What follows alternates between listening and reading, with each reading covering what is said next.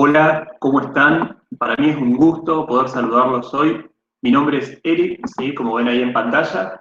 Yo soy uno de los docentes de todo el equipo de fisiología que dábamos clase de manera conjunta cuando estaba la EURES, ¿sí? Como era conocida, la Escuela de Recursos Humanos.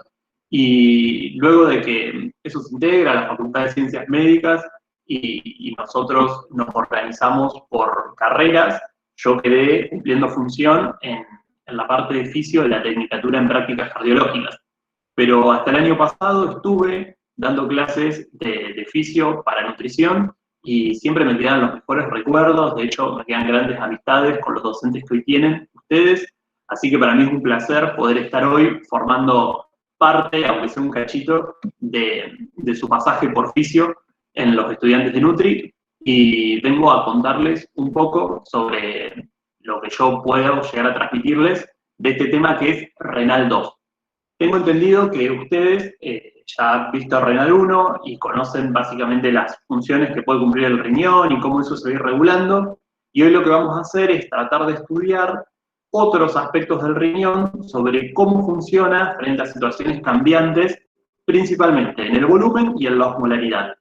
Y por otro lado, vamos a encarar unos aspectos importantes del riñón que muchas veces como que pasamos de costado, que son los aspectos endocrinos. Es por eso que tenemos estos objetivos, que son los que ustedes tienen planteados en el seminario, ¿sí? Comprender los mecanismos fisiológicos básicos de la función renal para poder integrarlos en la composición de la orina, identificar las vías endocrinas, como les decía, y vamos a trabajar estos tres mecanismos que son renina-angiotensina, antidiurética y contracorriente. Estos objetivos son los que yo me planteo para ir desglosando cada una de las preguntas que ustedes tienen. En la presentación que están viendo no van a encontrar información a modo de texto, sino que les he puesto como algunos conceptos claves en recuadros y algunas imágenes disparadoras para yo poder ir comentándoles a qué enfoca cada pregunta. Entiendo que tienen el teórico que les grabó Dai, que además de ser compañera es una amiga mía, y sé que tienen un gran teórico ahí grabado, con mucho contenido justamente para poder aplicar a responder las preguntas, y que también tienen la bibliografía sugerida que les sugieren el libro de Guyton, que es un libro que explica bastante bien estos mecanismos y que yo calculo que a ustedes les va a poder solucionar un montón de dudas.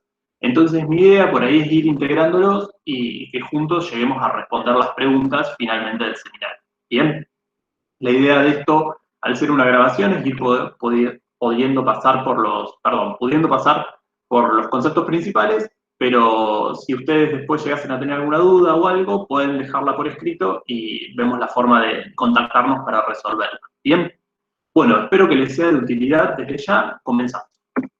La primera pregunta del seminario apunta a eso que les decía hoy, de conocer las vías endocrinas del riñón. Y cuando hablamos de endocrino, ¿sí? Hablamos de la liberación de hormonas.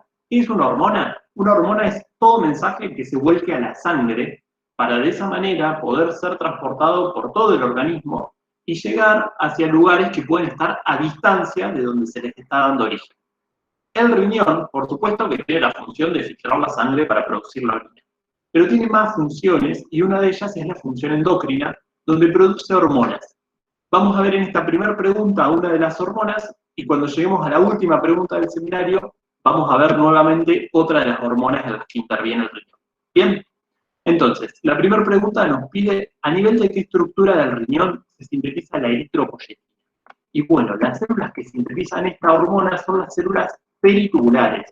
Es decir, si yo tengo el riñón con la nefrona, que es unidad funcional, tenía el glomérulo y tenía un montón de túbulos, bueno, las células que están por afuera rodeando esos túbulos, por eso también le podemos decir las células del intersticio renal, son las encargadas de sintetizar esta hormona. ¿Y cuál es el estímulo, ¿sí? Para que esta hormona se libere? Sabemos que todos los órganos que producen hormonas no están produciendo constantemente hormonas, sino que tienen que tener algún estímulo para mandar ese mensaje y esperar alguna respuesta. Bueno, la eritropoyetina es una hormona que se sintetiza en condiciones de hipoxia. La hipoxia, ¿sí? Es la baja presión de oxígeno en sangre arterial. Ustedes saben que el riñón es un órgano que recibe mucha sangre de la que el corazón manda a las arterias, más o menos entre un 20 y un 25% de todo el volumen minuto va al riñón. Entonces, este órgano tiene una gran capacidad para censar cuánto oxígeno viene por esa sangre. Entonces, si la presión de oxígeno es baja, yo digo que estoy en condiciones de hipoxia, me falta oxígeno. ¿Y quiénes son las células encargadas de transportar el oxígeno? Bueno, son los glóbulos rojos. Entonces, si el riñón se da cuenta de que esa célula está llevando poco oxígeno, ¿qué va a hacer? Va a liberar eritropoyetina, ¿y para qué? Para tratar de aumentar la eritropoyesis. ¿Qué es la eritropoyesis? Es justamente la formación de nuevos glóbulos rojos.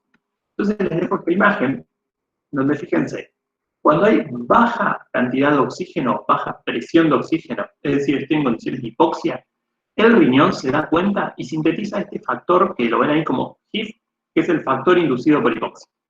Ese factor inducido por hipoxia es el estímulo para que el riñón libere la EPO, la eritropoyetina.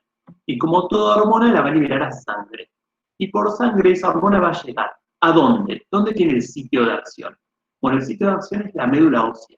La médula ósea, ustedes saben que es el lugar donde los huesos dentro tienen los precursores para formar las células sanguíneas.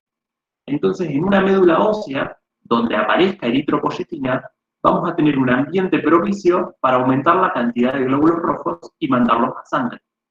Si yo tengo más glóbulos rojos, esos glóbulos rojos van a empezar a circular y cuando pasen por el pulmón, gracias a la hematosis, serán capaces de cargarse más oxígeno para llevar más oxígeno al resto de los tejidos. Entonces, luego de que la eritropoyetina haya hecho efecto, va a llegar al riñón la sangre cargada con muchos glóbulos rojos, con mucho oxígeno, y de esa manera el riñón va a dejar de censar que estamos en una situación de hipoxia. Entonces, de esa manera queda inhibida la producción de eritropoyetina. Bien, fíjense que esta eritropoyetina aumenta la formación de glóbulos rojos. Entonces, tendría sentido pensar que si tengo un riñón que no está funcionando bien, como puede ser en una insuficiencia renal, sobre todo crónica, el riñón pierde una de sus capacidades, que es justamente la de liberación de eritropoyetina. Entonces, ¿qué consecuencias podrán tener las personas que padecen de una insuficiencia renal crónica si no tienen esta hormona para aumentar su eritropoyesis? Posiblemente tengan una anemia, ¿no? Sería algo interesante a pensar.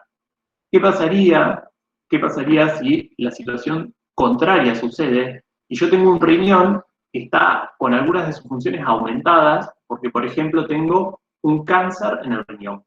Y ese cáncer en el riñón hace que se multipliquen muchas células, entre ellas las células que liberan eritropoyetina.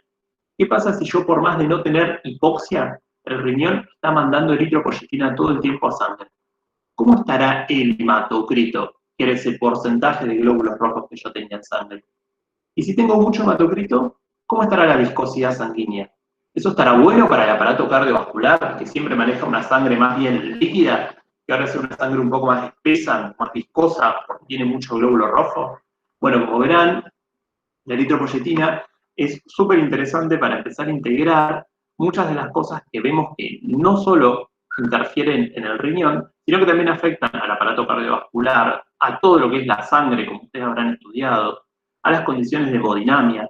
Así que desde acá podemos salir hablando un montón de cosas. Yo los invito a tratar de pensar y hacer ese ejercicio de preguntarse y decir, bueno, ¿qué pasaría en tal situación? ¿Qué pasaría en la contraria? Si les parece, lo pueden pensar y si tienen dudas, después nos contactamos y lo charlamos. Vamos ahora a la segunda pregunta. Ahora nos vamos a meter en la parte de la clase que habla del control del volumen. Bien, vamos a hablar de control de volumen, luego vamos a hablar de control de osmolaridad y por último, la última pregunta, recuerden, vamos a volver a endocrino para charlar de otra hormona donde interviene el riñón. Nos metemos entonces en volumen. Nos pregunta, ¿quién censa los cambios en el volumen del líquido extracelular? Ustedes saben que los líquidos corporales tenemos el líquido que está por dentro de las células, es decir, en el citosol, y los líquidos que están por fuera, que es el líquido extracelular compuesto por el intersticio, que es el líquido que rodea las células en cada tejido, y por el plasma, que es el líquido de la sangre que va circulando todo el tiempo. Generalmente, cuando nosotros hablamos de cambios en el volumen del líquido extracelular, lo más sensible para darnos cuenta es mirar el plasma, es mirar la cantidad de líquido que tengo dentro de los vasos sanguíneos. Y ustedes bien saben que la cantidad de líquido que yo tengo en el vaso sanguíneo va a estar jugando un papel importante en la presión que yo haga sobre las paredes del vaso sanguíneo que contiene el líquido. A ver, si yo tengo este vaso y por acá pasa muy poquito líquido, el vaso no va a sentir presión. Ahora, ¿qué pasa si yo tengo mucho líquido circulando por acá? Puede estar como este vaso todo tensionado, porque el líquido de adentro le va a estar haciendo presión. Y bueno, entonces yo quiero que siempre que hablemos de volumen de líquido extracelular, ustedes se animen a pensar en presión arterial. Tengo entendido que presión arterial es un tema que conocen, entonces no es la idea de tener mucho acá, pero sí marcar los conceptos como centrales para que puedan ir integrándolos. Esto que tienen acá es un esquema, fíjense, es de Guyton, que era la bibliografía sugerida. Les van a aparecer muchas fotos de Guyton a lo largo de la grabación, y les dejé ahí puesto el número de la figura, por si quieren ir a chequear y ver la parte del libro donde se habla de esto. Lo que tienen acá es, este es el arco aórtico, ¿sí? Esta sería la aorta ascendente, el callado y la descendente, y acá están saliendo los grandes vasos que van a cuello y cabeza, ¿sí? Y fíjense que acá les marca la carótida con la división en carótida interna y externa, ¿sí? Fíjense que les vamos a marcar los cuerpos aórticos, ¿ven dónde están esos puntitos amarillos? No sé si se ve bien en la imagen. Y los cuerpos carotídeos están acá también. ¿Y por qué les marcamos eso? Porque son lugares de las arterias donde está pasando el flujo sanguíneo con la mayor presión que podemos encontrar. ¿De qué depende la presión que yo tenga ahí? Y bueno, depende mucho de la fuerza con la que el corazón me está enviando la sangre hacia las arterias. Como el corazón está acá, el ventrículo izquierdo ni bien bombea la sangre, sale con mucha presión y eso, los cuerpos aórticos y los cuerpos carotídeos lo pueden sensar muy bien. Por eso a estos dos sitios los llamamos varoreceptores, porque justamente tienen receptores para varo, que es presión, ¿sí? Son receptores de presión, que justamente tienen la capacidad de estirarse cuando pasa mucho líquido por ahí a alta presión y decir, bueno, la presión está de esta manera. Entonces, si después ese cuerpo carotídeo o ese cuerpo aórtico no se dilata, ¿qué va a entender? Que por ahí está pasando líquido con poca presión. Entonces, tienen la capacidad de sensar la presión arterial. ¿Bien? Y por otro lado, los otros encargados de sensar la presión arterial son más bien los que se encargan de sensar cuando la presión arterial llega hacia otros órganos un poco más alejados, pero que reciben alto volumen minuto, es decir, gran cantidad de la sangre que el corazón mandó está yendo a este órgano. Bueno, ¿quién es este órgano? Como decíamos, es el riñón. Fíjense, acá tienen un esquema de una arteriola aferente, esta sería la arteriola aferente, por acá la sangre está entrando. Todo esto es el glomérulo, que era el ovillo de capilares por donde la sangre se iba a filtrar, y la arteriola eferente. Y para que la sangre se filtre en el glomérulo y caiga hacia el sistema de túbulos, tengo la cápsula de Bowman, que es como me envuelve el glomérulo, y de ahí sale el túbulo contorneado proximal. De este túbulo contorneado proximal nos vamos a ir seguramente al asa de Herle, con su rama descendente y luego la ascendente, y después llegaremos a este, que es el túbulo contorneado distal. Fíjense cómo el túbulo contorneado distal está muy pegado a la arteriola aferente. Y en el medio le quedan esas células que ven ahí, que no están formando parte de la nefrona, sino que son células justamente intersticiales, que se llaman mesangio o células mesangiales. Bueno, el riñón tiene una capacidad de evaluar cómo está la presión arterial, ¿sí? Gracias a la unión de estos tres elementos. Y células del túbulo contorneado distal, células del mesangio y células de la arteriola aferente. Bien. Estos tres elementos forman lo que se llama el aparato yuxtaglomerular. El aparato yuxtaglomerular justamente se llama así porque está al lado del glomérulo. Acá está el glomérulo y acá al lado está el aparato yuxtaglomerular. ¿Formado por quién? Por la mácula densa, que son células del túbulo contorneado distal, por las células mesangiales, que son células del intersticio renal, y por células de la arteriola aferente, que es por donde la sangre entra. ¿Bien? Entonces, estos tres elementos forman el aparato yuxtaglomerular. Pregunta 2. ¿Quién sensa los cambios en el volumen? Bueno, justamente los cambios en el volumen se sensan gracias a los cambios de presión. Entonces, los sensan los varoreceptores a nivel carotídeo y aórtico y el aparato yuxtaglomerular en el riñón, formado por arteriola aferente, mesangio y mácula densa, que es células del túbulo contorneado distal. Entonces, la pregunta 3 nos dice, ¿qué mecanismo se activa ante una disminución del volumen del líquido extracelular? ¿Qué dijimos? Que cada vez que hablemos de volumen íbamos a pensar en presión arterial. Entonces, si me está bajando el volumen, yo por dentro de los vasos voy a tener poca sangre corriendo, poco volumen de sangre corriendo. Entonces, eso me podría hacer pensar en que bajó la presión arterial. Y dijimos que estos dos sensores de volumen se iban a encargar de regular estas como cambios en el volumen. Entonces, ¿qué mecanismos se van a activar para que si yo noto un cambio de volumen, el volumen vuelva a aumentar? Bueno, les voy a nombrar primero este, que es, como bien dijimos, los vasoreceptores. ¿Se acuerdan? El cuerpo carotídeo y el cuerpo aórtico. Receptores de presión. Cuando los vasoreceptores sienten que el volumen bajó, es decir, que bajó la presión en la arteria donde ellos están sensando, van a activar algo que se llama el varoreflejo o reflejo vasoreceptor. ¿Qué es esto? Esto es el mejor ejemplo de mecanismos de control de presión arterial a corto plazo.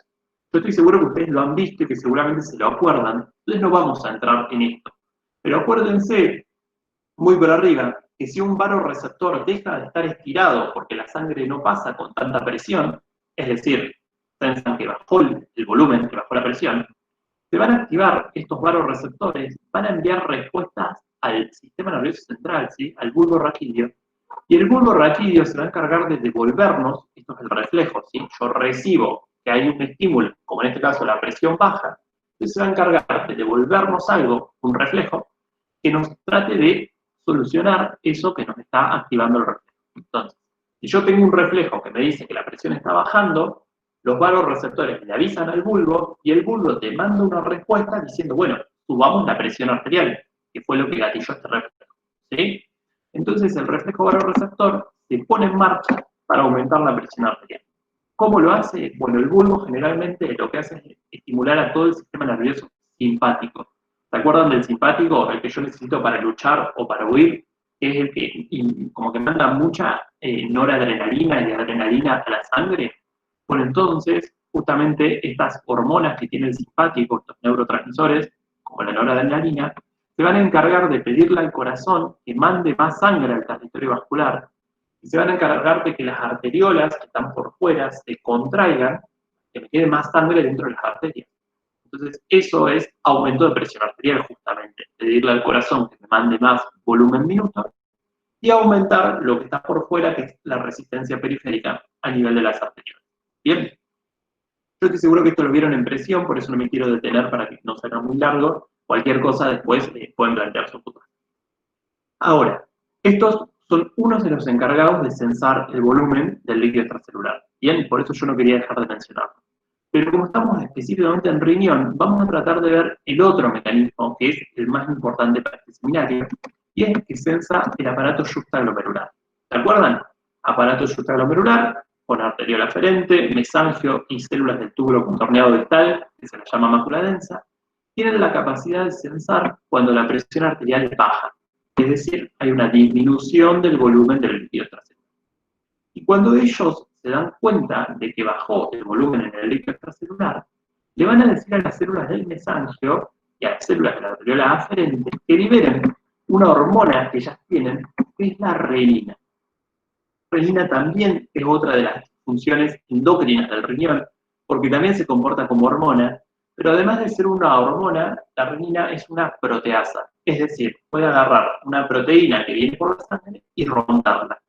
Esto va a dar como activación, gracias a que el riñón libere renina, a todo un sistema que luego llamamos SRAA, que es el sistema renina-angiotensina-aldosterona.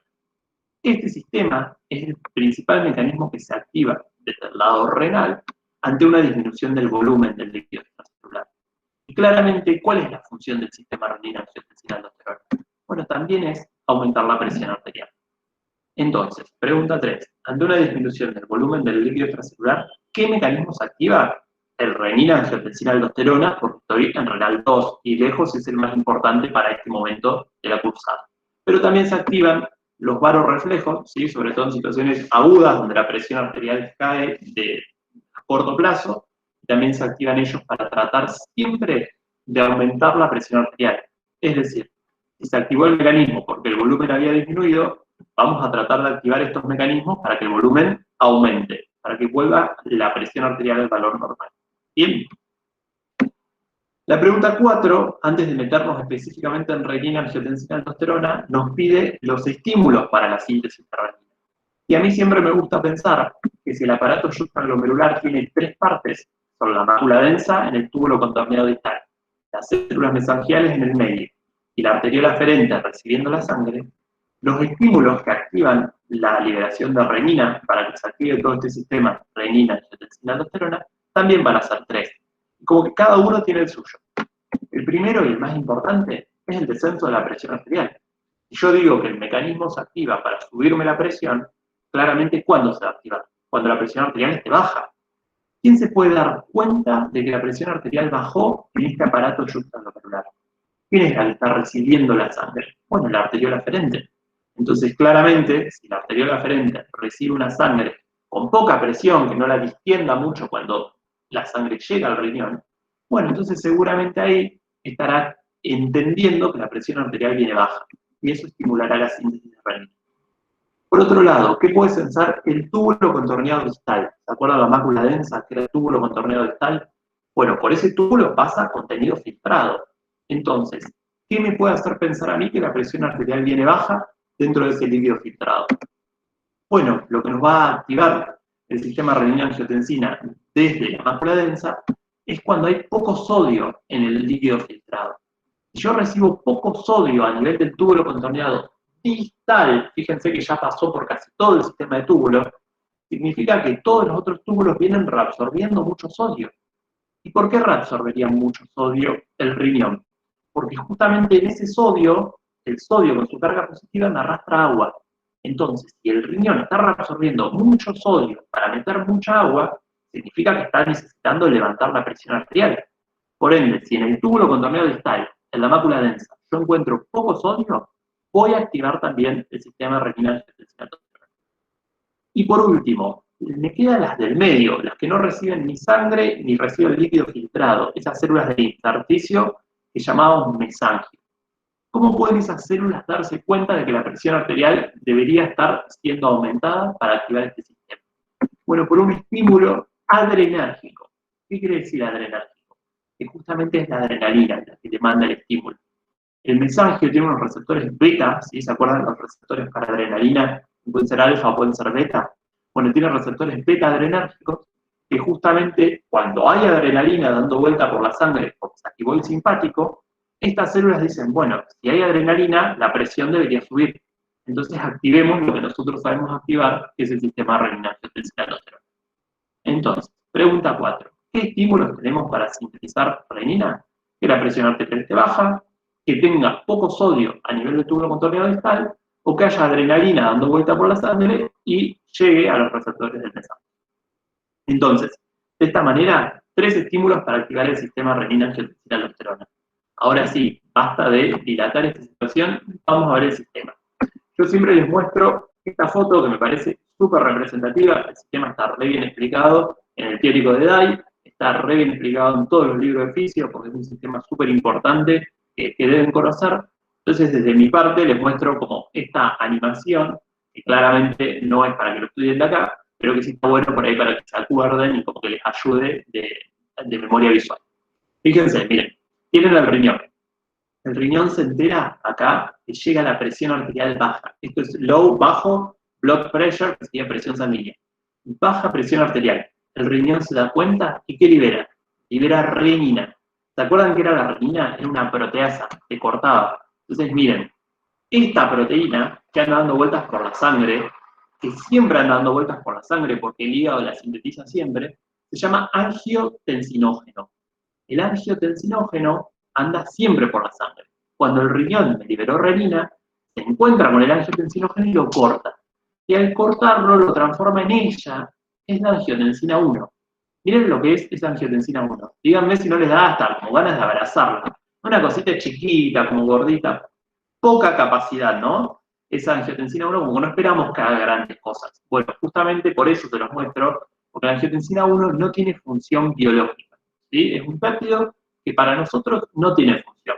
Necesita pasar por algunos lugares, como pueden ser los pulmones, que en realidad no son solo los únicos lugares donde va a poder pasar esto que les voy a contar, sino que los pulmones, como tienen muchos capilares, y esta enzima está en los capilares, bueno, es uno de los principales lugares en donde esto sucede, pero en realidad en todo el cuerpo, la angiotensina 1, cuando se encuentre con esta enzima, que acá en inglés está AC, ¿sí? Pero nosotros le decimos al revés, le decimos ECA, por ser la enzima convertidora de angiotensina, la angiotensina 1 es convertida, porque la corta nuevamente, a esta. Miren lo que es esta, no me van a decir que no es una alta conversión de esta cosita a esta cosa toda musculosa, grande, potente. Ella es la angiotensina 2. Y a la angiotensina 2 sí le podemos pedir grandes cosas, ¿no? Cuando la enzima convertidora de angiotensina, la ECA, convierte a la angiotensina 1 en angiotensina 2, todo esto se empieza a poner en marcha para aumentar la presión arterial. Miren lo que hace la angiotensina 2. Agarra un vaso y lo aprieta. Y fíjense, con semejante físico, ¿cómo lo va a apretar? ¿Lo va a apretar poquito? Lo va a recontra apretar. La angiotensina 2 es el más potente vasoconstrictor de los que tenemos en el organismo, ¿sí?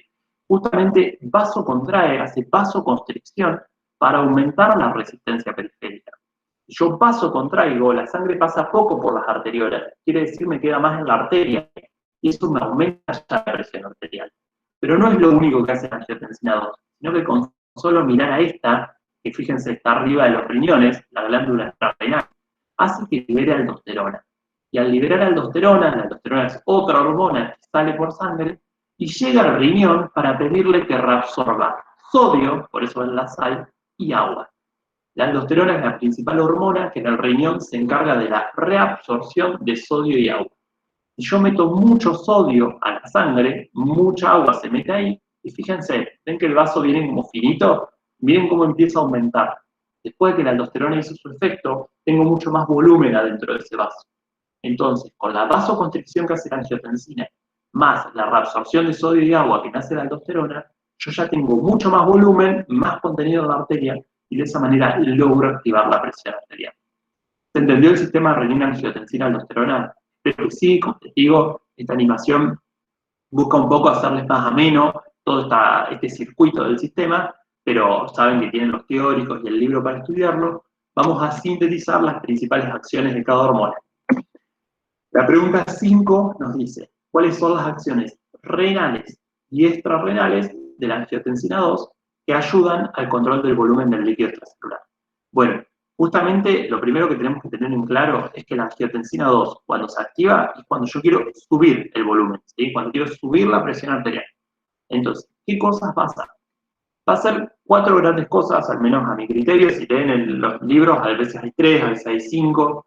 Redondeamos más o menos en estas 4, ¿sí? Fíjense, ¿qué dijimos? De lo más importante, potente vasoconstrictor. Si hago vasoconstricción, aumento la resistencia periférica. Me queda más sangre en el territorio arterial. De esa manera subo la presión arterial. Estimula la liberación de aldosterona. ¿Por quién? Por la glándula suprarrenal. Y esa liberación de aldosterona hacia la sangre, porque es otra hormona, se va a ir hasta el riñón y va a lograr entonces reabsorción de sodio y agua. Bien. Tercera cosa, la angiotensina 2 tiene un efecto dipsinógeno. ¿Se acuerdan de dipsinógeno? Geno quiere decir que genera. ¿Y dipsi les suena? Si vieron ya diabetes, van a ver, no me acuerdo si, perdón, esto no sé si ya lo vieron o no en la cursada, pero cuando hablamos de diabetes siempre hablamos de la polidipsia. La persona con diabetes suele tomar mucho líquido, ¿sí? Poli mucho, dipsia, sed. El efecto dipsinógeno de la angiotensina 2 es justamente generar la sensación de sed. Y además lo otro que va a hacer es liberar una hormona, que es la antidiurética, que la vamos a ver un poquito más adelante ahora en la grabación. Entonces, este efecto dipsinógeno, la liberación de la hormona antidiurética, ¿qué están haciendo? Yo tengo sed, tomo líquido. Y si tengo una hormona que se llama antidiurética, anti me inhibe la diuresis, que es la eliminación de orina. Entonces estoy eliminando menos orina, estoy frenando esa eliminación de líquido. Tomo más, elimino menos. ¿Qué está pasando? Me estoy quedando con más líquido. Lo mismo que hace la aldosterona a nivel renal, la angiotensina 2 se encarga de como sumarle a ese efecto estas dos conductas que se dan a nivel del hipotálamo, un lugar del sistema nervioso central. ¿Sí? Y el cuarto efecto que les quería contar es que el riñón aumenta la reabsorción de sodio y agua, ¿sí? Gracias a la angiotensina 2 también, o sea, además de la aldosterona, que viene para que yo reabsorba sodio y agua, el riñón tiene en sus túbulos receptores para esta angiotensina 2 que también ayuda a que reabsorba más sodio y agua. Entonces, claramente, esta acción es la renal y estas tres son las extrarrenales, ¿no? Vasoconstricción en las arteriolas de todo el cuerpo, liberación de aldosterona, eso es la glándula suprarrenal, y efecto de dipsinógeno más liberación de ADH en el hipotálamo. Todas esas tres extrarrenales. Y el aumento de la reabsorción de sodio y agua, por ella misma, por la angiotensina 2, esa es la renal. Ustedes perdonen que yo sea redundante, pero quiero que vean esto. Si estamos hablando nuevamente del control de volumen, ¿yo en qué les dije que pensaran? En presión arterial. Y fíjense, presión arterial, ¿se acuerdan a qué era igual? Era igual al volumen minuto, es decir, a la sangre que me envía el corazón, por la resistencia periférica, que es la fuerza que me hacen las arteriolas para que esa sangre no se vaya de la arteria. Entonces, fíjense como claramente, si yo hago vasoconstricción, estoy aumentando la resistencia periférica, por ende, si aumento la resistencia periférica, tengo más presión. Y si estimulo la liberación de aldosterona, tengo más sodio. Si tengo efecto de dipsinógeno más liberación de ADH, tengo más agua. Si aumento la reabsorción de sodio y agua, todo eso me está aumentando el volumen. O sea que yo también, gracias a la angiotensina 2, aumento el volumen minuto y tengo más presión. Por ende, la angiotensina 2 aumenta tanto resistencia como volumen y logra un aumento de presión arterial. Pregunta 6. ¿Dónde se produce la aldosterona? Bueno, la aldosterona se produce, como bien les decía hoy, en la corteza suprarrenal o corteza adrenal. Es muy común que en el embale de cuando ustedes explican sistema renina-angiotensina, sobre todo los finales, nos digan que es en el riñón. Y bueno, no. La aldosterona no se fabrica en el riñón. La que se fabrica en el riñón es la renina, que por eso de hecho tiene ese nombre. Pero la aldosterona viene de quien está arriba del riñón, que es la glándula suprarrenal. Esa glándula suprarrenal tiene una médula donde se liberan adrenalina y noradrenalina, y una corteza, que cuando vean endocrino la van a ver que tiene la liberación de muchos productos, pero una de las zonas de esa corteza, que es la zona glomerular, es la que se encarga de liberar la aldosterona. ¿Sí? La aldosterona sale a sangre y llega al riñón para reabsorber sodio. La función de la aldosterona es la reabsorción de sodio. En esa reabsorción de sodio, cada vez que yo meto sodio a la sangre, es decir, la absorción del túbulo, lo paso a la sangre. Saco sodio de ese túbulo, que no se vaya por orina y que me quede a mí en sangre. Con cada movimiento de ese sodio se vienen moléculas de agua, y eso hace que la aldosterona me vaya cada vez más aumentando el volumen adentro del vaso. Ahora, para la aldosterona reabsorber sodio, fíjense que está metiendo muchas cargas positivas. ¿Sí? El sodio tiene carga positiva. Si yo reabsorbo sodio, estoy cada vez generando más cargas positivas adentro de mi célula del riñón. Entonces, necesito, para mantener la electrofisiología de manera neutral, que si meto un sodio, se vaya alguien con carga positiva. La aldosterona típicamente intercambia el sodio por el potasio. Pero cuando llega a las últimas porciones del túbulo, la aldosterona también intercambia el sodio por los protones. Fíjense, darle bola a lo que les estoy marcando, no quiero que miren toda la imagen porque tiene como mucha información, pero fíjense, acá está la luz tubular, y esta es una célula del túbulo, ya les digo, los túbulos distales.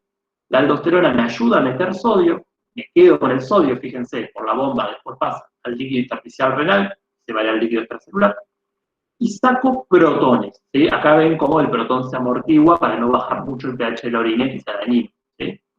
Esta salida de protones es lo que me tiene que hacer pensar en lo que viene acá.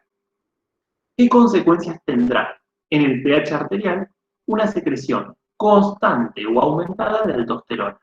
¿Sí? Si yo estoy agarrando y liberando muchos protones a la luz tubular, muchos protones se me van a ir por orina, entonces, ¿qué consecuencias tendrá en el pH que yo tenga menos protones? ¿Se acuerdan? Si yo tengo menos protones, aumenta el pH. Y quiero que vean algo más. Por cada protón que la célula tubular libera a la luz tubular, hay un bicarbonato que se reabsorbe al líquido intersticial. Y el bicarbonato se comporta como base. Por ende, mientras más bases tenga yo en sangre, más alcalino, más básico va a ser mi pH. Entonces, cuando la aldosterona se libera constantemente por este sistema renina-angiotensina-aldosterona, genera que yo pierda muchos protones por orina y me queden pocos protones con muchas bases a nivel de sangre arterial. y eso me genera un aumento del pH. Estoy casi seguro que cuando lo grabé mal. Fíjense que dice disminución de pH, esto está mal, por favor corrijan. Creo que lo que me pasó acá es que quise poner una flecha y después le iba a rotar para que me quede aumento del pH y lo hice mal, es que les pido perdón. Pero como les estoy explicando, esto es un aumento del pH. ¿Sí? ¿Por qué aumenta el pH? Es decir, más alcalino. El pH en arteria, ¿se acuerdan? 7,4, que podría ser entre 7,35 y 7,45. Bueno, me lo llevo más al lado de lo alcalino, de lo básico. Es decir, puedo tener una alcalemia. ¿Sí?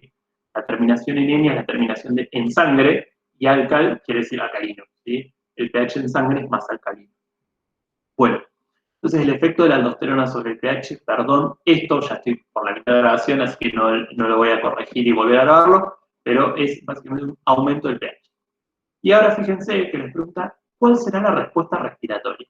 Y uno dice, ¿cómo? Si tiene un riñón, ¿qué tiene que ver un pulmón en todo esto? Bueno, el pulmón, ¿por qué tiene que ver? Porque el riñón y el pulmón son los dos mecanismos, junto con los sistemas buffers que tiene la sangre, para tratar de regular el pH. Entonces, si yo estoy diciendo que tengo mucha aldosterona y el pH arterial se está yendo para el lado de lo alcalino, necesito a alguien que me lo baje. ¿Sí? Necesito a alguien que trate de venir a compensar esa como alcalinización, esa suba de pH que estoy teniendo en la arteria. El principal sistema buffer que tenía nuestra sangre, no sé si se lo acuerdan, es el sistema bicarbonato ácido carbónico. ¿Sí? Acá tienen el bicarbonato ácido carbónico. ¿Por qué son un sistema buffer? Porque pueden pasar del lado al otro convirtiendo la cantidad de protones que a mí me quedan libres. ¿Sí? El bicarbonato es una base, entonces puede agarrar protones y pasar de esta forma. O el ácido carbónico es un ácido que tiene 2H, entonces puede pasar de esta forma y liberarme un protón. Y de esa manera tratan de ir pasándose de un lado al otro para dejarme una cantidad de protones que siempre me dé el mismo pH. Entonces, yo siempre para estudiar esto tengo que pararme en los protones. ¿Bien? ¿Por qué este sistema es el más importante? Porque es un sistema abierto. Quería decir que sus componentes se podían regular en si se iban más o menos componentes. ¿Y por qué es esto? Porque el ácido carbónico se puede convertir en dióxido de carbono y agua. Y ese dióxido de carbono es el que se va a encargar de salir más o menos por los pulmones. Por eso me pregunta, ¿cuál será la respuesta respiratoria? Y bueno, pensemos. Si yo estoy diciendo que tengo una situación de alcalemia, ¿sí? Tengo un pH en sangre más alcalino, ¿me faltan protones o me sobran protones? Pues claramente me faltan protones, porque si el pH está alto es porque yo tengo pocos protones. Entonces, ¿qué va a hacer este sistema buffer si quiere compensar la falta de protones? Se va a tender a mover hacia aquel sector donde yo gano protones libres. Entonces, voy a tratar de tener mucho dióxido de carbono para juntarlo con agua y formar ácido carbónico, y que ese ácido carbónico se disocie y me deje liberados muchos protones para yo poder lograr bajar el pH hacia valores normales. Como el riñón es el que me está llevando mucho el pH hacia el lado alcalino, necesito pedirle al pulmón, que era el otro encargado, que se encargue de venir a ayudarme. ¿Qué puede hacer el pulmón para ayudarme? Bueno, tratar de que no se vaya el dióxido de carbono. El dióxido de carbono se quede en el cuerpo para juntarse con agua y gracias al ácido que se disocia, formar bicarbonato y protón. Y de esa manera yo bajar el pH que el riñón me estaba subiendo. ¿Cuál es la respuesta respiratoria entonces? Una hipoventilación compensatoria. Es decir, en la ventilación pulmonar, ventilar menos. Porque cada vez que yo ventilo, es decir, que inspiro y que expiro, estoy sacando en esa expiración dióxido de carbono. Entonces yo ventilo menos, saco menos dióxido de carbono y logro entonces quedarme con ese dióxido de carbono para poder transformarlo a protones. ¿Sí? Entonces, con esta pregunta terminamos de estudiar renina-angiotensina aldosterona y terminamos de estudiar el control de volumen, que básicamente está a cargo del sistema renina-angiotensina aldosterona, importante, porque estamos viendo renal, pero también no se olviden de los mecanismos vasoreflejos, ¿sí? Que activan toda la respuesta simpática para subir la presión, sobre todo pidiéndole acá más al corazón, y el simpático encargado de mandar más volumen minuto. Bien, bueno, de esa manera entonces les queda integrado todo lo que es control de volumen y creo que les queda explicado la parte del riñón de cómo juega un papel en controlar la cantidad de líquido que fluye por el compartimento vascular. Bueno, espero se haya entendido. Pasamos a la segunda parte de la clase donde vamos a hablar de osmolaridad. Yo vengo siguiendo la línea de preguntas de la 1 a la 6, pero ahora me traje la 9 más arriba porque quiero, primero que nada, decir esto, que me parece más importante para poder estudiar después la 7 y la 8. Fíjense que ahora pasamos entonces a quién censa los cambios en la osmolaridad. ¿Se acuerdan que con volumen arrancamos igual? Dijimos quién censa los cambios de volumen, y eran los varoreceptores y el aparato yuntaglomerular. Bueno, acá ¿quién censa los cambios en la osmolaridad? Los censan los osmoreceptores. ¿Y dónde están ubicados esos osmoreceptores? Están ubicados en el hipotálamo. ¿Se acuerdan que les dije? Hipotálamo, sistema nervioso central. Fíjense qué imagen que está sacada de gaita. Yo tengo todo el cerebro, esto es el cerebelo, y este es el tronco encefálico. Bien ahí, en lo que se llama diencéfalo, bien pegado al diencéfalo, que es como la comunicación entre el tronco y los hemisferios cerebrales, ahí voy a encontrar al hipotálamo. Y el hipotálamo es como esa pancita, en íntima comunicación con esta glándula que ven acá, que es de hipófisis, que es la principal glándula del sistema endocrino. Ese hipotálamo, ahora vengo acá a la ventana ampliada, ese hipotálamo, ¿sí?, que es todo esto que ven ahí, eso sería el hipotálamo, que se comunica, como les decía, con la hipófisis. Ese hipotálamo tiene dos grandes núcleos, ¿sí?, que son ese blanco que ven ahí y ese blanco que ven ahí, que se llaman núcleo, o acá le ponen neurona, supraóptico y núcleo paraventricular. ¿Lo ven ahí? Paraventricular. ¿Sí? ¿Qué significa que tengan núcleos? Que son acumulaciones de neuronas. ¿Sí? El hipotálamo tiene muchas funciones, entonces como que agrupa neuronas en algunos núcleos. Los que nos importan para esta clase son el núcleo supraóptico y el paraventricular, que son esos grupos de neuronas que están encargados de sintetizar la hormona que vamos a ver ahora, que es la hormona antidiurética. Esa hormona antidiurética se llama ADH, se abrevia ADH. ¿Sí? Ahora, yo no quiero todo el tiempo estar frenando la diuresis.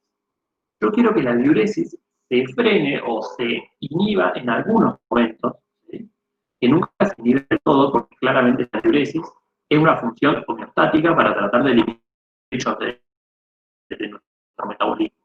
Entonces, cuando yo digo frenar o digo inhibir, todo con ciertas como comillas, porque nunca la frenamos del todo, ¿sí? La idea es que nunca dejemos de orinar, porque si no estaríamos en lo que se llama insuficiencia renal. ¿Bien?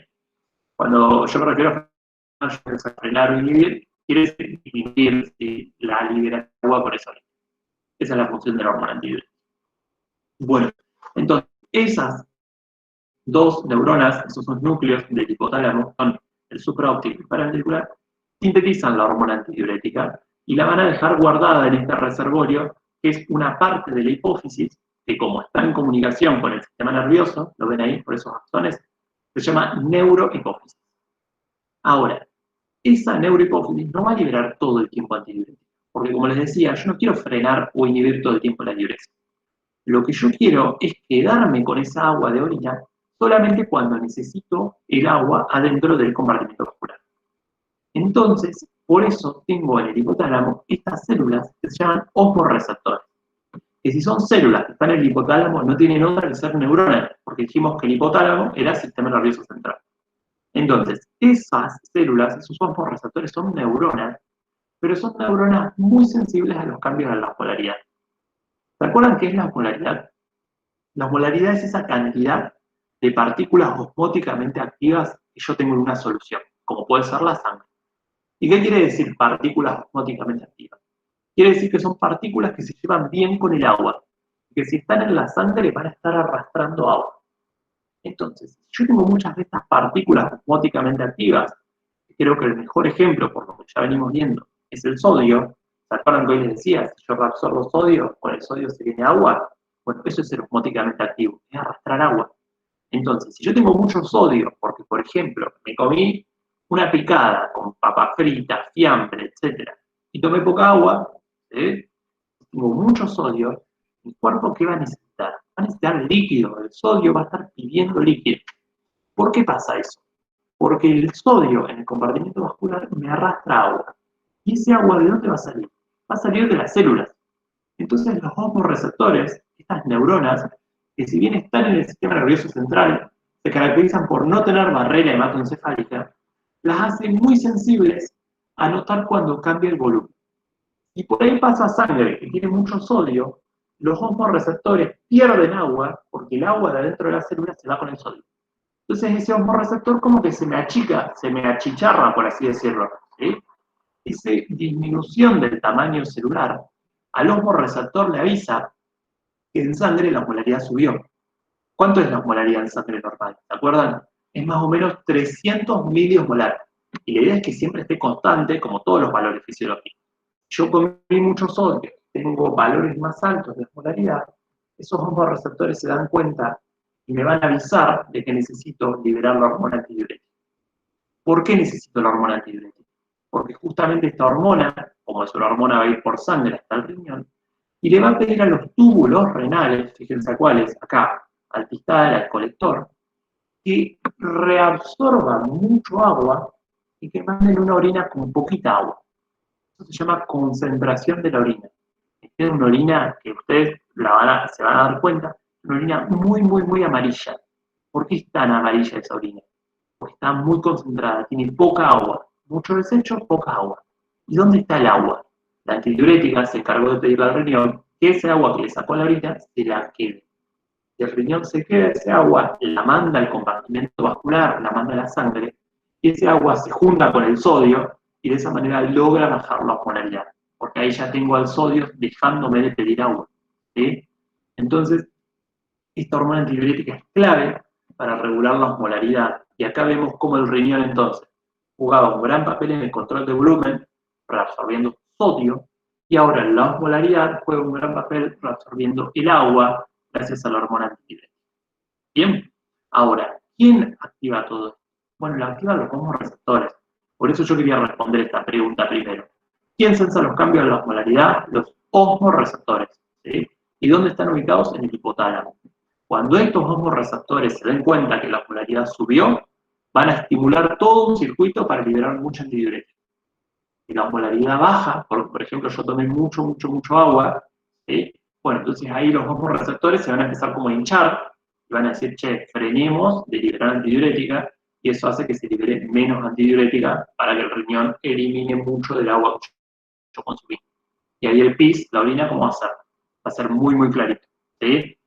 Bueno, espero que haya quedado contestada la pregunta 9. Quería darla primero por esto, para como ponerlos en contexto. Y ahora sí, volvemos a las 7 y vamos a ver la antidiurética. ¿Quién sintetiza la antidiurética? Bueno, la sintetiza el hipotálamo, como les decía. ¿Dónde? En esos núcleos supraóptico y paraventricular. Ahí se sintetiza la hormona. Ahora, ¿quién la libera? El hipotálamo no la guarda, sino que por los axones la mandaba a ese reservorio que les dije que estaba ahí abajo. ¿Y quién era? Era la neurohipófisis, la porción de la hipófisis que está conectada con el sistema nervioso. ¿Sí?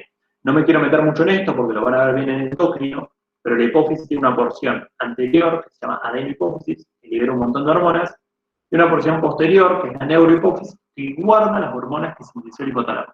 Y son dos, la antidiurética y la oxitocina. Bien, por hoy nos acordamos solo de la antidiurética.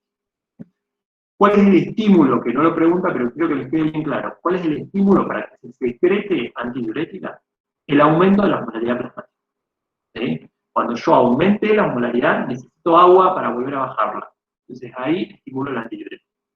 Ustedes me pueden decir, ¿no tiene sentido también que si baja el volumen, también se active este mecanismo? Bueno, también tiene sentido. Por eso la angiotensina 2, que se activaba cuando bajaba el volumen, uno de los efectos que tenía el hipotálamo, además de generar MESET, era aumentar la cantidad de agua gracias a la hormona antidiurética.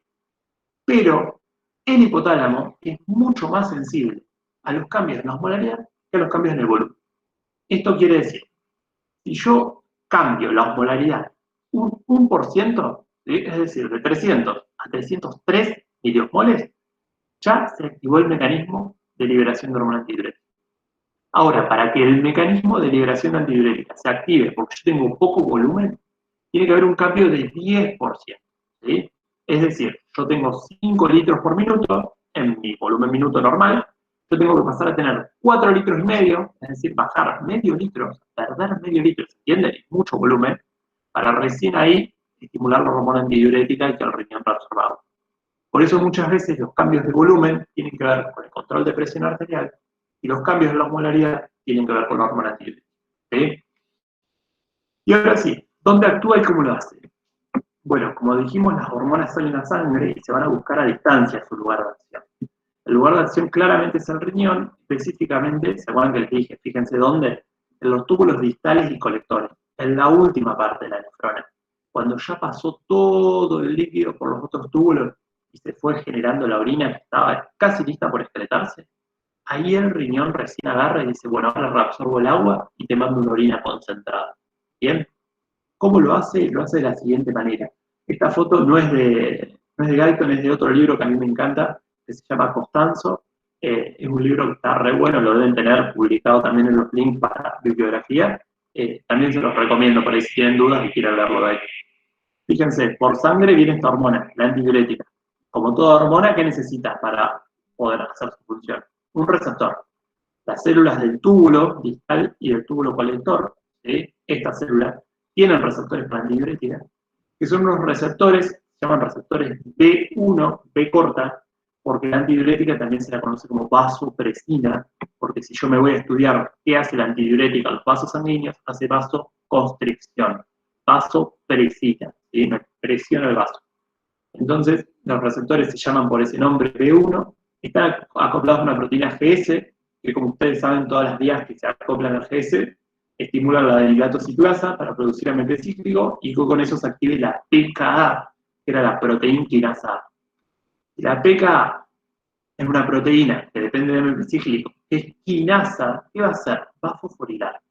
Entonces fíjense cómo la antidiurética por toda esta vía de señalización termina activando la fosforilación de unas proteínas que se encargan de mover estas vesículas que tienen guardadas las células del túbulo distal y del túbulo colector para que se peguen en membrana. ¿Qué tienen esas vesículas? Tienen puestas unas proteínas que se llaman AQP2, que es la abreviación de acuoporina 2.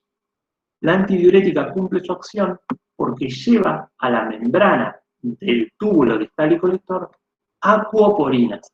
¿Qué son las acuoporinas? Son justamente poros para que pase el agua. ¿Sí? Esa es la acuoporina. Entonces, fíjense qué interesante. Como si yo tuve un aumento de la osmolaridad, los osmorreceptores del hipotálamo se dieron cuenta porque se empezaban como a achicar, porque el agua se les iba para afuera. Entonces dijeron, necesito meter agua a la sangre para que me devuelvan este agua que a mí se me acaba de ir. Entonces, esos osmorreceptores le avisaron al supraóptico del paraventricular que estimulen a la neurohipófisis para liberar antidiurética que ya tiene guardada de siempre. Esa antidiurética, como siempre sale a sangre, llega al tubo del distal y colector y gracias a que tienen receptores para ella, logra expresar estas proteínas, que son las acuoporina 2, y lograr que el agua se mueva.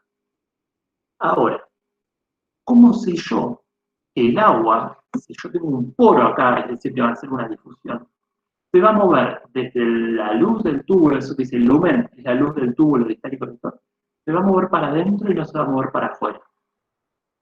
¿Qué me garantiza a mí que el agua se mueva desde un lado o desde el otro? Bueno, el agua siempre se mueve por osmosis, ¿sí?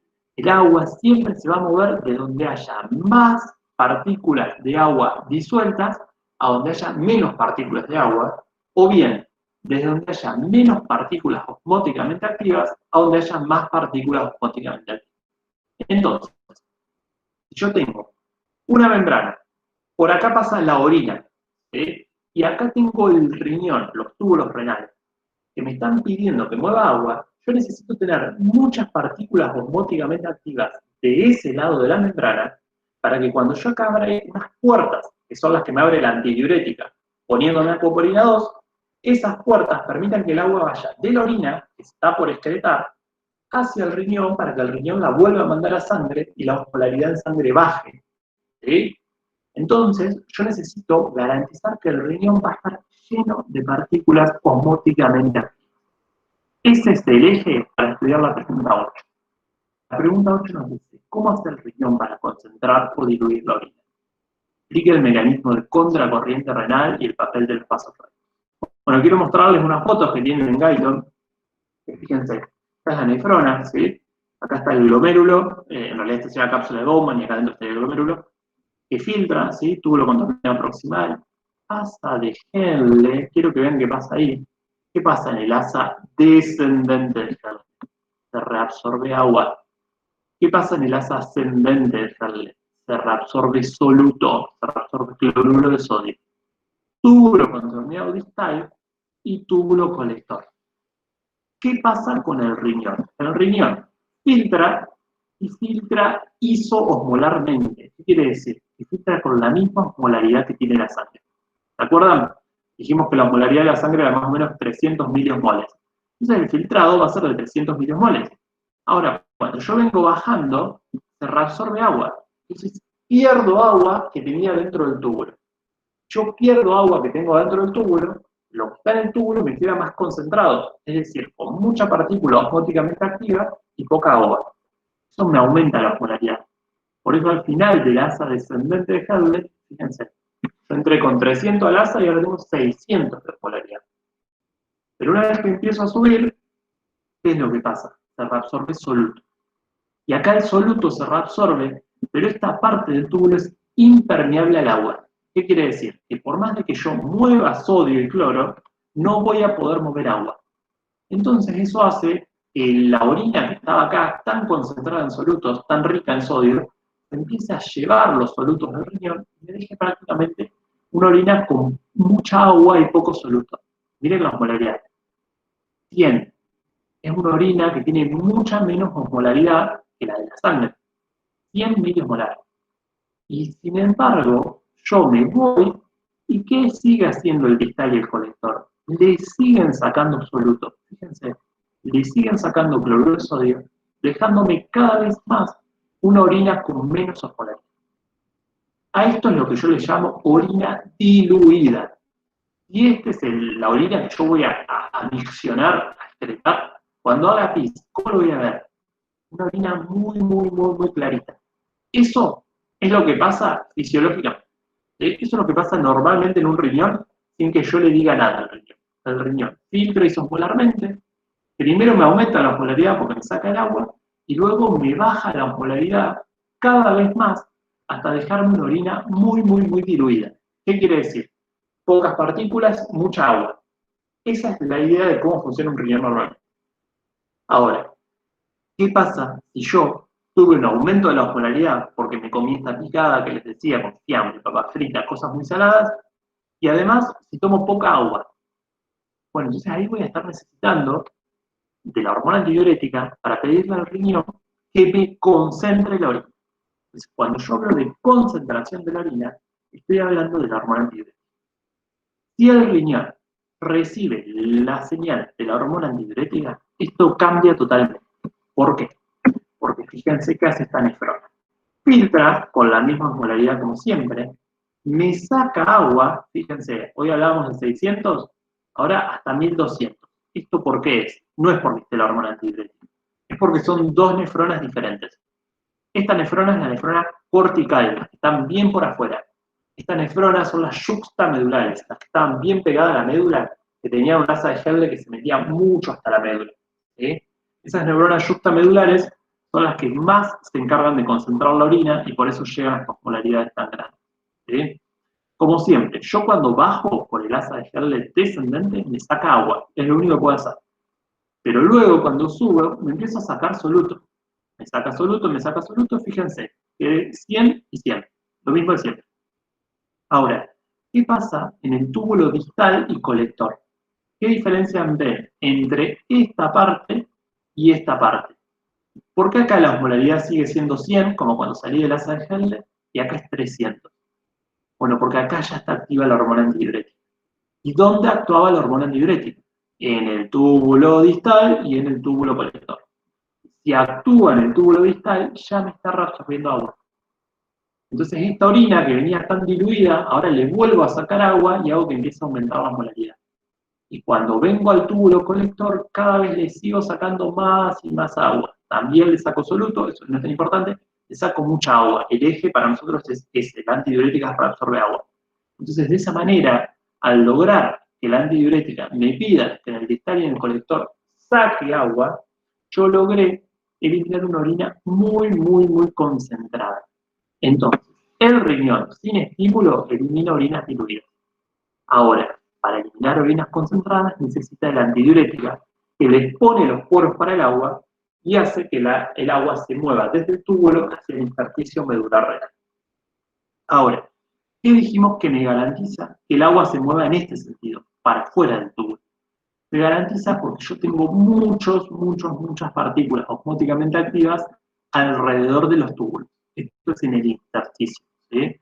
Y como les dije, es en el intersticio medular, sobre todo, en la médula, en la parte más adentro del riñón. ¿Cómo logro yo tener muchas partículas osmóticamente activas que cuando abra la puerta para el agua, que es el acuoporina, me hagan que el agua se venga para adentro del riñón? ¿Cómo logro eso?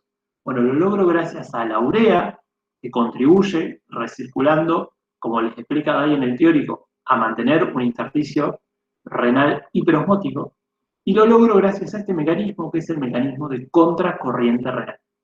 El mecanismo de contracorriente renal es un mecanismo que siempre nos cuesta. Yo cuando fui estudiante también me costaba.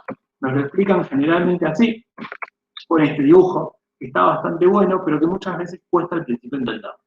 Entonces, para esta parte de la clase, yo tengo como una invitada especial que voy a intentar que salga bien, que es básicamente la pizarra que yo usaba cuando era estudiante. Entonces, vamos a ver si esto funciona, ¿sí? Yo quiero explicarles, como yo lo explicaría presencialmente, esto, a ver qué pasa. Unos fibrones que no andan tan bien, ¿sí? Vamos a hacer de cuenta que este es el asa de Schell. Este es el asa de Schell. Esto sería el túbulo contorneado proximal, por acá viene la orina fluyendo. Esta es la rama descendente del asa de Schell. ¿Se ve, no? Creo que se ve. Esta es la rama descendente del asa de Schell, perdón por los fibrones, sé que no andan. Y esta es la rama ascendente del asa de Schell. Acá me voy al túbulo contorneado distal. ¿Sí? Esta parte es bien la corteza renal, acá, corteza, y acá tengo la médula renal. Lo que queda por fuera del riñón, por fuera del túbulo, es lo que se llama intersticio renal, y por eso yo siempre hablo del intersticio medular renal. Estoy como en un primer plano, me pasa. Intersticio medular renal.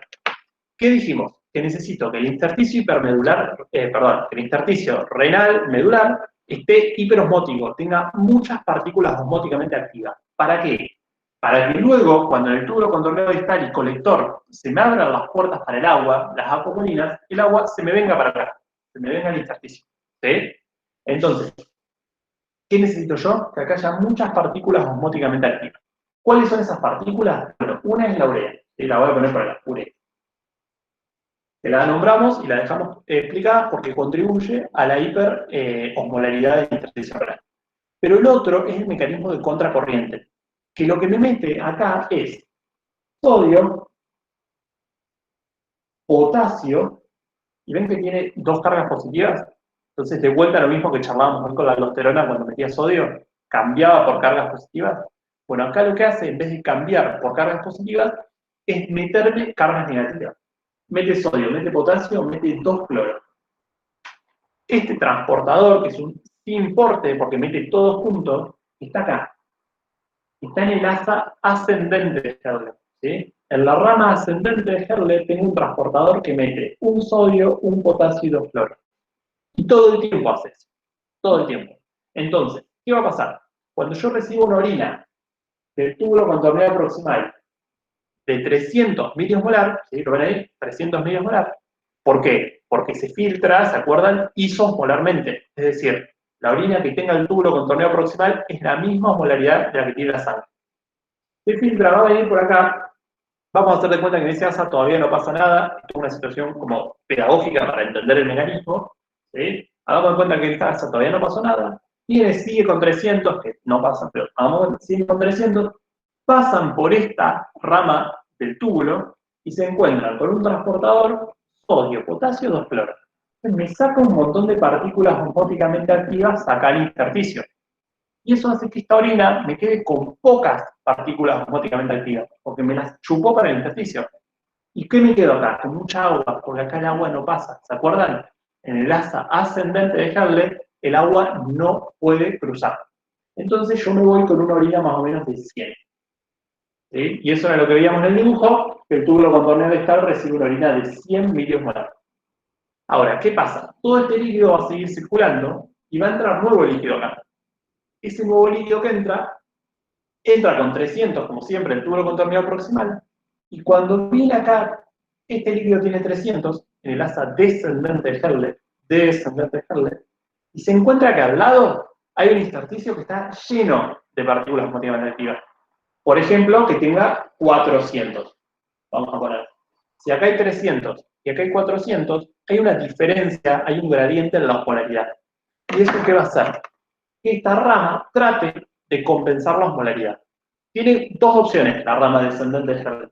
O meter estos solutos para acá, o sacar agua para allá. ¿Sí? La idea es que lleguen a la misma polaridad. La rama descendente de la Herle es solo permeable al agua. ¿Qué va a hacer el agua? Se va a mover desde donde hay mucha agua hacia donde hay poca agua y muchas partículas osmóticamente activas. ¿Sí? Sale el agua. En el asa descendente de Herle sale el agua. Y si sale el agua por ese asa descendente, acá me quedan muchas partículas osmóticamente activas en poca agua. Eso hace que me suba la osmolaridad cuando termine de cruzar el asa descendente de Herle. Yo entré con 300 y como me chupó agua el asa descendente, me voy con 400. ¿Qué pasa cuando llego al túbulo? Llego con 400, ¿qué hace este transportador? Hay muchas partículas osmóticamente activas acá. Entonces sigue sacando partículas osmóticamente activas acá. Entonces si la otra vez sacó y tenía 400, ahora que se encuentra con más partículas osmóticamente activas acá, saca y me deja el intersticio con 500, pongámosle. ¿Sí? ¿Lo ven ahí? Me deja el intersticio con 500. Entonces, este líquido del asa ascendente ahora, que estaba con 400, perdió muchas partículas osmóticamente activas y se va a ir con menos osmolaridad. Por ahí no se va con 100, se va con 200. ¿Sí? ¿Por qué el agua no se fue por acá? Porque el asa ascendente de Herle solo es permeable a los solutos, pero nunca es permeable al agua. ¿Bien? Entonces, asa descendente solo permea el agua y asa ascendente solo permea los solutos. Ahora, este líquido sigue circulando, como dijimos. ¿Bien? Entonces, ¿qué pasa ahora? Viene el líquido, como siempre, con 300, porque el filtrado era isosmolar. Se encuentra con que ahora el intersticio tiene 500 y él tiene 300. ¿Qué va a hacer el agua? Va a recontra salir el agua porque encuentra una gran diferencia de osmolaridad. Sale agua. Entonces, ¿con qué osmolaridad se va? Se va con mucha más osmolaridad. Pongámosle con 600, ¿no? Porque se fue mucha agua para allá. Entonces, estos 600 se van acá. Este transportador, que antes brilló 400, ahora ve 600. ¿Se entiende? Entonces ve otra gran carga de partículas osmóticamente activas. ¿Qué va a hacer? Va a meter mucho más. Y si antes tenía 500, ahora que tiene muchas más partículas osmóticamente activas por meter, se termina metiendo hasta llegar a 800, póngale. ¿Sí? Entonces póngale que me queda 800 milimolar. ¿Se entiende? 800 milimolar. Entonces acá se va, pero se va por ahí con menos osmolaridad. ¿Sí? ¿Se entiende? Bueno, y así puedo seguir eternamente. Eternamente va a pasar lo mismo. Va a llegar agua, va a llegar líquido filtrado con 300, se va a encontrar con una gran osmolaridad, va a salir cada vez más agua. Si tiene cada vez que hacer una fecha como más grande y si sale más agua, entonces al otro, a la rama ascendente del asa Herle, va a llegar con mucha osmolaridad, 900. Entonces acá 900. ¿Sí? Y eso hace que se reabsorba mucho soluto acá, entonces cada vez gana más y osmolaridad el intersticio. ¿Bien? De esta manera, con este mecanismo de contracorriente renal, yo me aseguro tener muchas partículas osmóticamente activas en el intersticio renal. ¿Por qué se llama mecanismo de contracorriente? Porque justamente el líquido baja y sube. Eso es una contracorriente. Baja haciendo que el agua pueda salir y sube haciendo que salgan los solutos y no pase el agua. Si esto no fuese así de ordenado, este mecanismo no se podría producir. Y si yo no puedo producir este mecanismo multiplicador por contracorriente, me voy a quedar con un intersticio que no tiene muchas partículas osmóticamente activas. Y si no tiene muchas partículas osmóticamente activas, cuando yo acá en el túbulo distálico del TOR ponga poporinas, el agua no se va a mover para adentro, no se va a quedar en mi cuerpo, porque no tiene nadie que le esté trayendo. ¿Se entiende la importancia de este mecanismo? Que yo sé que parece difícil, pero que una vez que uno entiende que por acá lo único que puede salir es agua, y que por acá lo único que pueden salir son solutos, es básicamente repetir lo mismo, y repetir lo mismo, y repetir lo mismo, ¿sí? ¿Y por qué se llama mecanismo multiplicador por contracorriente? Porque cada vez que pase el líquido por acá, esta osmolaridad va a aumentar cada vez más. Por eso se va multiplicando. Por cada vez que pasó líquido, vieron que yo arranqué con 300, después 400, después 500, después 800. Cada vez que fui pasando líquido, la osmolaridad del intersticio medular aumentó. Entonces, ordenémonos para que este tema no nos cueste tanto. Cuando hablo de mecanismo contracorriente renal, ¿cuál es el objetivo? El objetivo no es concentrar la orina. Es una cosa antes de concentrar la orina. El mecanismo de contracorriente renal, el objetivo que tiene es lograr un intersticio medular hiperosmótico. Quiere decir que yo en la médula del riñón tenga muchas partículas osmóticamente activas. No importa si yo quiero concentrar o no la orina, porque para concentrar la orina, ¿qué necesitaba?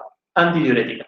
El tema es que cuando llegue la antidiurética y me ponga las acuaporinas en el túbulo distal y colector, el agua se mueva en el sentido que yo quiero, y para eso yo ya antes tenía que haber tenido el intersticio medular hiperosmótico. ¿Sí? Entonces, el objetivo del contracorriente renal es lograr un intersticio medular hiperosmótico. ¿Dónde lo hace? En el asa de Herder. ¿Cómo lo hace? Dejando que en el descendente solo pase agua y en la rama ascendente solo pasen solutos. ¿Y por qué es multiplicador? Porque va ganando más osmolaridad mientras más líquido fluye por este sistema. ¿Sí? ¿Hasta dónde? ¿Tiene un punto final o yo puedo aumentar la osmolaridad hasta 1.000.000? Bueno, no, tiene un punto final. El punto final es 1200, ¿sí? Que de hecho por eso en la diapo era el máximo valor que les aparecía, y 1200 miliosmolar es la capacidad máxima que tenemos los humanos de aumentar la osmolaridad en nuestras médulas renales. ¿Sí? ¿Por qué digo los humanos? Porque si yo fuera, por ejemplo, un camello que vivo en el desierto y no encuentro agua por casi ningún lado, yo necesito que mi riñón tenga la capacidad de reabsorber mucho el agua y de hacer un pis muy concentrado. Entonces, seguramente, si yo soy camello, mis 1200 me quedan chicos. Entonces, los camellos, y de hecho en el Guyton creo que les habla de las ratas o los roedores del desierto, las nefronas concentran mucho más la orina porque tienen contracorrientes que logran mucha más osmolaridad. Mientras más osmolaridad yo tenga acá, más concentrado voy a poder largar la orina. ¿Sí? Nosotros, humanos, nunca vamos a poder largar una orina con más de 1200 miliosmolaridad, que es una locura igual y no pasa, ¿sí? Pero digo, ¿cuál sería el techo? Bueno, sería ese, ¿sí? Entonces, eso es lo máximo que logran. ¿Quiénes logran esta osmolaridad? ¿Todas las nefronas? No, todas las nefronas no. Lo logran las nefronas que están acá, bien pegadas a la médula, yuxtamedulares, cosa que el asa de Herder se pueda meter hasta la más profunda parte de la médula y llegar a 1200 miliomolar. Las nefronas corticales, que no se encargan tanto de concentrar la orina y no tienen tanto receptor para ADH, esas nefronas corticales no llegan hasta 1200 y por ahí llegan solo hasta 600, 800, ¿sí? Por eso la foto que les mostraba hoy se veía claramente como una nefrona, cuando la orina sale diluida, normalmente llega hasta 600, y una nefrona cuando hay ADH, el mejor ejemplo es la nefrona yuxtamedular, llega hasta 1200, como la máxima capacidad de concentración de orina. ¿Sí? Quiero, por favor, que esto quede claro, porque sé que es un tema que cuesta, pero que una vez que uno le encuentra a mano, no es tan difícil. Entonces, ordenémonos, mecanismo contracorriente, el objetivo es intersticio medular hiperosmótico, es decir, mucha partícula osmóticamente activa en el intersticio, y dónde se da en el asa de Herder, y cómo lo hace, básicamente con la descendente, que solo deja pasar agua, y la ascendente, que solo deja pasar solutos. Fíjense que siempre agua y solutos se están moviendo para la médula, ¿sí? No estoy nunca secretando nada, siempre es reabsorción, ¿sí? Ahora, para terminar esto, ¿cómo hago? Quilombo esta pizarra, ¿no? Espero que haya sido claro. Quería explicarlo así, me parecía más tangible que con los gráficos que por ahí tienen mucho número y nos hace perder. Lo último que les iba a decir, ¿cómo hago para que este intersticio no se me llene de solutos y cuando yo le ponga acuaporinas no venga el agua y me inunde todo lo que generé? Bueno, necesito de una vascularización especializada para lograr sostener eso. Entonces, lo que voy a tener son unos vasos que se llaman vasos rectos. ¿Sí? Paren, que vamos a tratar de improvisar esto. Bueno, como les dije, no solo el intersticio medular hiperosmótico tiene que ver con el sodio, el potasio y el cloro del mecanismo contracorriente, sino que tiene que ver también con la urea, y acuérdense de eso. Yo me metí en este tema porque es lo que nos pide el seminario y era como mi función en la grabación. Unos vasos sanguíneos que van a llegar de la vasculatura renal, que en vez de ser un vaso que viene así y después sale por el otro lado, es un vaso que adopta la disposición del asa de Henle. Este sería el vaso sanguíneo. ¿Sí? Adopta la disposición del asa de Henle. Esos vasos se llaman vasos rectos. Los vasos rectos tienen la particularidad de que hacen fluir la sangre bajando y subiendo. Y acá en los vasos rectos es más fácil, porque las paredes de los vasos rectos se mueven solutos y agua como quieran, ¿sí? No hay restricción por eso. No es como acá que solo se mueve agua, acá solo se mueve agua. En el vaso recto todo se mueve. Entonces, ¿qué pasa? ¿Con qué osmolaridad va a llegar el vaso recto? Trae sangre, entonces siempre 300, ¿no? Bueno, trae sangre, 300. Se empieza a meter en la médula y empieza a encontrar que afuera hay muchas partículas homóticamente activas. Entonces, ¿qué va a hacer? Va a sacar agua. Saca agua, saca agua. Y algunos solutos incluso, también para que lo vean con color, para no ser pedagógico, y algunos solutos también se meten a la vaso. ¿Sí? Eso, mientras cada vez me voy llegando a 1200. Imagínense que si yo así salgo del riñón, me pasan dos cosas. Me sale una sangre que perdió un montón de contenido, ¿sí? de contenido acuoso, y me queda un riñón inundado, ¿sí? Porque todos esos 1200 me atrayeron agua. El agua que yo quería que esos 1200 atraigan solo, si se abrieran las acoporinas para absorber agua y concentrar la orina, me queda de la sangre. No es la idea. Entonces, el vaso recto, así como bajó, ahora sube. Entonces, acá la sangre tiene una osmolaridad de 1200, pero empieza a subir y cada vez la osmolaridad es menor, más chica, porque cada vez me estoy acercando más a corteza. Entonces, ¿qué pasa? El agua vuelve a entrar y los solutos vuelven a salir. De esa manera, el vaso recto, gracias a que tiene la misma disposición que el asa de Henle, y a que pasa muy lento, porque la cantidad de sangre que llega a la médula es muy poquita, ¿sí? El riñón está muy vascularizado, pero sobre todo porque va mucho a corteza, a donde están las nefronas para que filtre la sangre. A médula llega muy poco volumen sanguíneo, y lo poco que llega en esta disposición. De esa manera yo me aseguro que todo lo que yo generé con el contracorriente renal que tanto me costó, ahora no se me lo lleve la sangre, ¿sí? Y me deja un riñón inundado. ¿Está? Esa es la función del vaso recto. Bueno, entonces, despedimos a mi invitada, espero que les haya sido claro, y vuelvo con la presentación, y salgo del primer plano que me estaba como atormentando un poquito. Entonces, ¿queda claro eso? Volvemos a la presentación. Ya estamos terminando. No sé si les habían avisado cuando les dijeron que yo había dejado grabado un video, que yo era de hablar mucho, así que bueno, no les mintieron. Entonces, la pregunta 7 nos quedó claro, ¿quién sintetiza la DH y cómo actúa? En la 8, riñón, para concentrar o diluir la orina, acuérdense. Y es diluida, no tiene ningún estímulo, es lo que hace sin que nadie le diga nada. Por eso ven, nefrona media cortical, de 600 miliosmol como máximo. Y si quiero concentrar, bueno, ahí sí ADH y me voy a una nefrona yuxtamedular y miren, hasta 1200 puedo llegar, ¿sí? Y, perdón, y explica el mecanismo contracorriente, lo vimos recién, y qué papel tienen los vasos rectos, justamente impedir el lavaje de esos solutos que me generó el mecanismo contracorriente, ¿sí? Ahí les queda el mecanismo contracorriente explicado, fíjense cómo filtra con 300, que es la osmolaridad que tiene el intersticio a nivel de la corteza, y una vez que me meto en médula, cada vez tengo más osmolaridad, ¿sí? Una osmolaridad creciente, y eso es gracias a que cada vez que pasó líquido yo fui multiplicando y subí la osmolaridad, ¿sí? ¿Hasta cuándo? Y bueno, humano, 1200. Final, última pregunta, y se acuerdan que les dije, íbamos a ver al principio una hormona, que es la parte endocrina, después vemos control de volumen, ahí nombramos a la renina si quieren también como otra de las hormonas, después vemos control de osmolaridad, y lo último, volvíamos a ver una cosa endocrina. Entonces, hay tres grandes funciones endócrinas del riñón. La eritropoyetina, para aumentar la eritropoyesis, la renina, para el sistema renina-angiotensina-aldosterona y subir presión, y vamos a ver la tercera, que no es que las sintetice, sino que interviene en el metabolismo de la vitamina D. La vitamina D, además de ser una vitamina, y como todas las vitaminas, se caracterizan porque nosotros no las podemos sintetizar de novo, quiere decir de cero, yo no puedo sintetizar una vitamina D. La necesito administración exógena o algún componente que me ayude a sintetizar. Bueno, la vitamina D, entonces, como toda vitamina, necesita que o que sea aportada afuera o que algo venga de afuera para yo poder sintetizarla, y cumple una función de tipo hormonal porque se va a encargar de regular a distancia en distintos órganos la calcemia. ¿Qué es calcemia? ¿Se acuerdan? Emia, terminación en sangre, y cal viene de calcio. Entonces la calcemia es la cantidad de calcio en sangre. Esta hormona, la vitamina D, tiene los siguientes pasos para ser generada.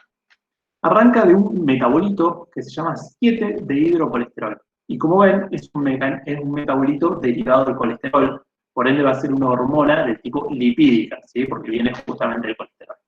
Ahora, para que yo ese precursor lo pueda pasar a colecalciferol, ¿sí? Lo que necesito justamente, fíjense qué es la radiación ultravioleta. Por eso el metabolismo de la vitamina D comienza en la piel. Y por eso yo necesito exponerme a la iluminación solar para yo poder pasar de esto a esto. ¿Se entiende por qué es una vitamina? Porque si yo no me expusiese a la radiación ultravioleta, ¿sí? Y a dejar que los rayos incidan en mi piel, yo no podría pasar de este metabolito a este, y entonces no puedo sintetizar la vitamina D. Por eso es una vitamina, necesito algo exógeno como para poder sintetizarla o adquirir. ¿Bien? Una vez que yo tengo el colecalciferol, ahora sí, sigue el cuerpo. Va a pasar primero por una hidroxilación en un carbono que es el carbono 25, entonces me queda el 25 hidroxi, colecalciferol, y eso lo hace el hígado. ¿Sí? Lo importante es que hasta acá la vitamina D no tiene función, no es activa. ¿Vieron? Sería como decir, por ejemplo, angiotensinógeno, angiotensina 1, ¿sí? No tiene actividad. ¿Qué necesito? Pasarla a la forma activa, como puede ser la angiotensina 2. En la vitamina D, la forma activa se llama 1,25 dihidroxicolecalciferol. ¿Qué entiendo? Que si tenía este, le puse otro hidroxilo, por eso dihidroxi, en el carbono 1 esta vez. Entonces necesito de una enzima que se llama alfa 1 o 1-alfa hidroxilasa. Y esa enzima la tiene el riñón.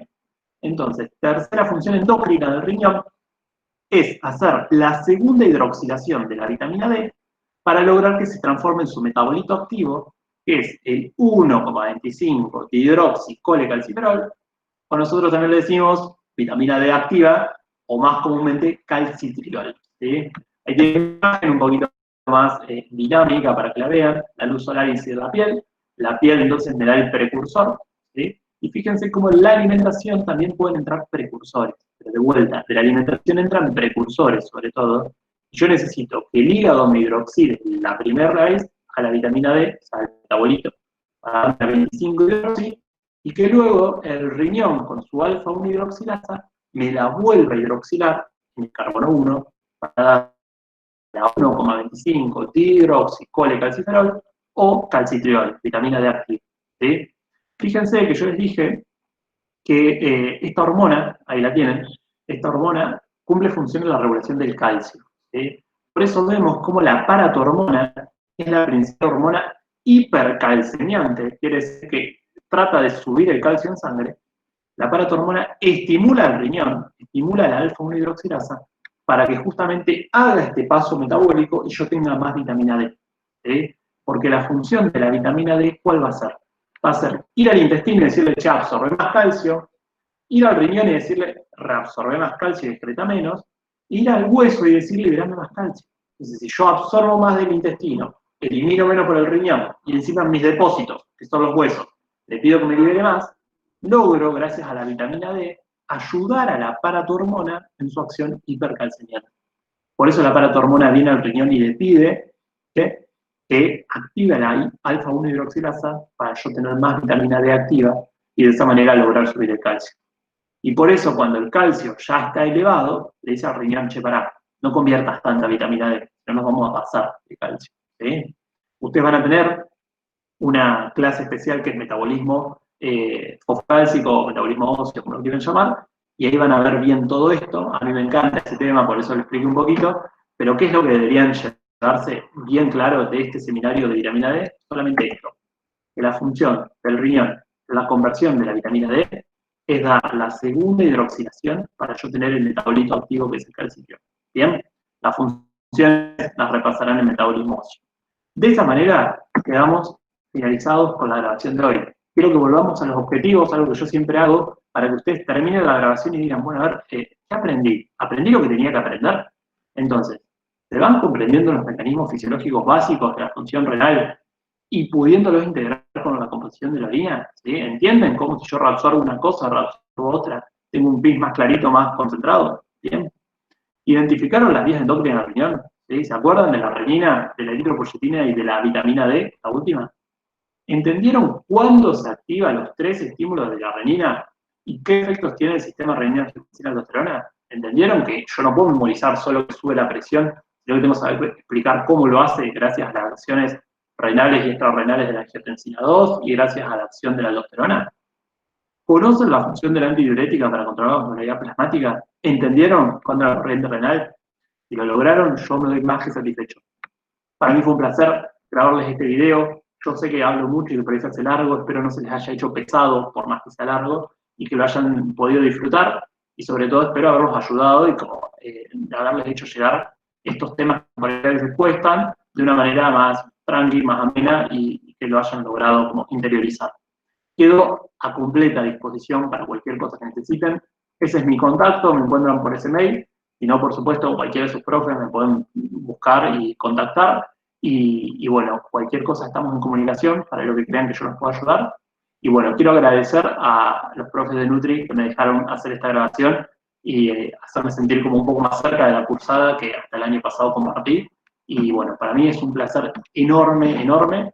Así que les deseo muchos éxitos, que disfruten la cursada, porque el fisio realmente es una materia muy linda y que sobre todo puedan aprender muchísimo. Bien, bueno, para mí fue un gustazo, los saludo y les deseo muchos